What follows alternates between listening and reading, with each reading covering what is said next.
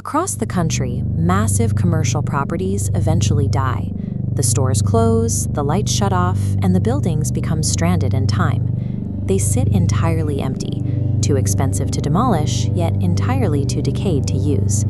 Take Harper's Mall, located just outside of Portland, Oregon. By all conventional metrics, it is a dead building. The power is mostly cut, the storefronts are locked behind metal grates, and its cavernous halls are isolated from the surrounding city.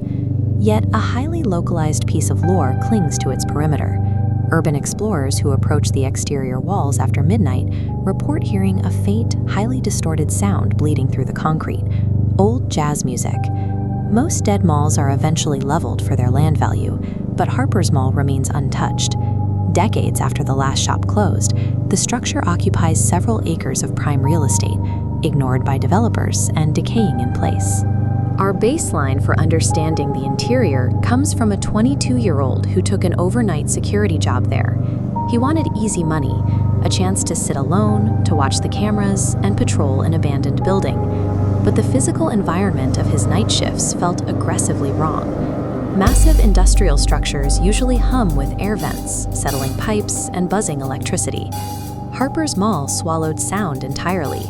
Even his own footsteps felt muted against the tile floors. The operational history of the job was equally quiet. The previous guard had abruptly abandoned the position 2 weeks earlier, leaving no explanation behind. During training, the manager offered no context for the turnover. He gave exactly one specific warning: if you hear music after 2 a.m., absolutely do not go looking for it. This instruction turned a routine security role into a series of rigid constraints. The guard was no longer just monitoring a building. He was navigating a set of rules for a space that management clearly didn't consider empty.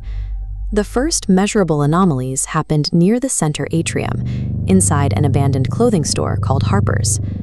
Dozens of dusty mannequins were locked behind the glass. Between physical patrols, the guard noticed they were changing the directions they faced. Subjective fear usually ends with self-doubt. To rule out his own imagination, the guard cross-referenced his physical observations with the objective security camera footage. This timeline of the security feed isolates the exact parameters of the event. Every night at exactly 2:13 a.m., the camera facing the store experiences 4 seconds of static interference. When the video feed recovers, the mannequins have instantaneously repositioned themselves. He reported this recorded evidence to mall management the next morning. The manager didn't investigate. He simply looked irritated and told the guard to avoid that sector after 2 o'clock. The manager's lack of surprise suggests that these glitches aren't technical failures. They appear to be a recognized, recurring part of the building's overnight operations. The 2 a.m. threshold arrived exactly as warned. Distorted, remote jazz music began echoing through the corridors, emanating from a second-floor food court that had its electrical power severed years ago. Curiosity overpowered protocol. At 2:07 a.m., the guard broke the manager's sole rule and physically tracked the acoustic anomaly up to the dark second level. This blueprint of the second floor maps out a specific logic. The music ceased the exact second the guard stopped walking, and resumed the moment he took another step. The updated blueprint reveals a spatial trap. Reaching the food court, the guard found a deliberately placed chair facing his direction. Directly overhead, the heavy sound of footsteps began tracking him from the maintenance catwalk, mirroring his position exactly. This interaction indicates a presence capable of tracking a target's position and adjusting its own behavior in real time. Confronted with the footage of the catwalk, the manager finally revealed the history of the property. Years prior, a teenage employee working a closing shift vanished entirely. No body, no physical evidence, no trace.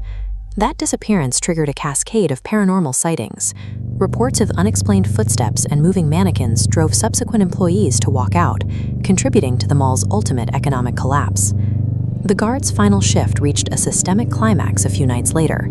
At exactly 2 a.m., every single security monitor inside the office simultaneously blacked out.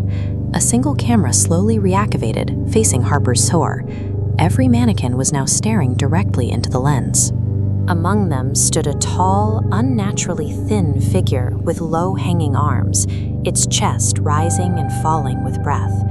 The screen died again, followed immediately by a physical breach at the office door. Dragging footsteps stopped outside. Fingernails slowly scratched the metal surface. When the hall camera flickered back on, the corridor was empty, but the words, "Don't look away," were freshly written across the door. The entity's methodology shifted from reactive observation to direct psychological assault, claiming total control of the security office. For months, the protagonist tried to force a logical explanation onto his experience. He considered squatters, highly sophisticated hackers, or simply the paranoia of exhaustion. 6 months later, a city demolition crew shattered those rationalizations. They forced their way into the locked upper utility rooms above the food court to prep the site. Inside, they found a room completely wallpapered with corporate ID cards, hundreds of them. Every single badge matched the name of an employee who had supposedly quit suddenly over the past several decades.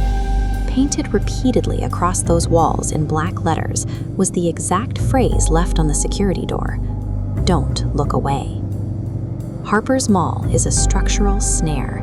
It is a liminal space occupied by a force that feeds on human attention, resting silently in the dead building, waiting for the next set of eyes.